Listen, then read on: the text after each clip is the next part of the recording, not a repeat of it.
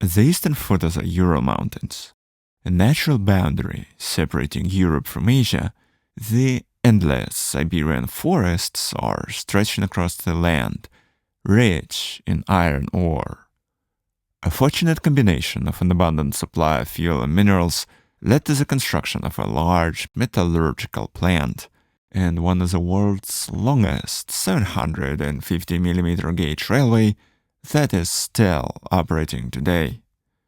I am pleased to welcome you to Rolling Stock, a YouTube reserve of small, odd and rare trains and railway lines, and today we are visiting Alapayevsk narrow gauge railway.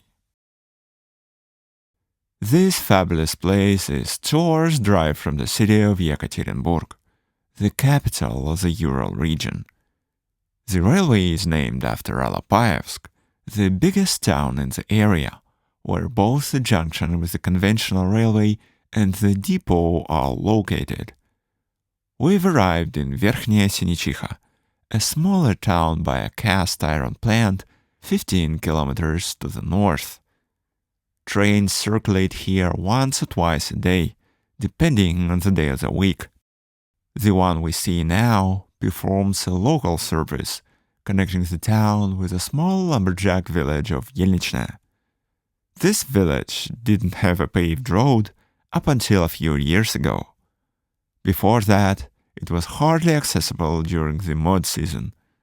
Many settlements further north still suffer the same issue. Alapayevsk narrow gauge railway is truly a lifeline for them, providing access to food supplies, postal service, and the only all-year-round connection to the outside world. The journey into the deep forest begins with a series of small stops across town, some of which aren't even listed on the schedule. For instance, look at this one, which is located near the pass over a pipeline.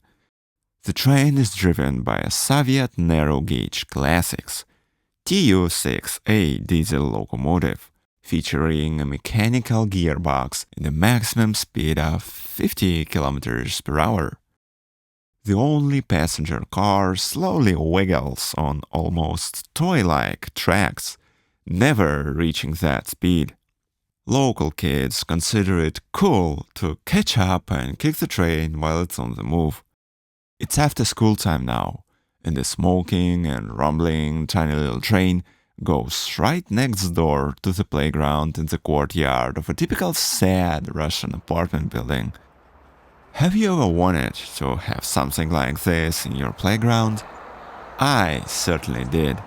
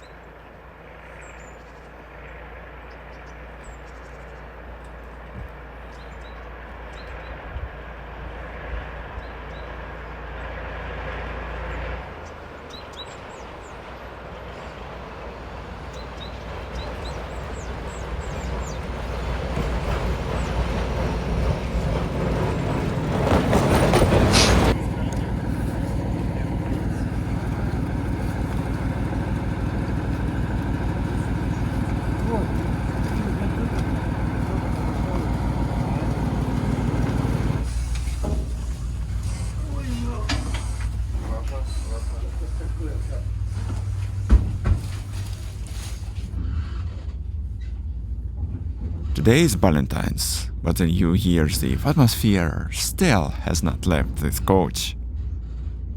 An iron stove with a chimney keeps us cozy and warm. That's definitely not a thing we're used to seeing on a train. Round bobbin seat covers are trying their best to make wooden benches a little bit more comfortable for a 5-hour-long ride. Unfortunately, our time is limited, and we took only a short ride across town. The ticket costs just 5 rubles, and it is probably the cheapest public transportation ticket in Russia. For that price, you would even buy a box of matches. Alapayevsk narrow gauge railway is also used to transport wood. After the passenger train leaves Ugalnaya, which means coal, another diesel locomotive begins maneuvers with a composition of 15 timber transportation platforms. 250 kilometers of the railway from Alapayevsk to the remote village of Kalach are still operational, and there are thousands upon thousands of tons of pine forest across the tracks.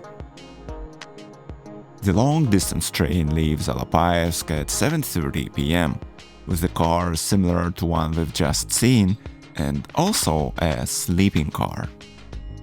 It arrives at Kalach at 10 minutes past 3 a.m. This isolated settlement does not have any roads besides the railway, or even electricity supply or cell phone reception.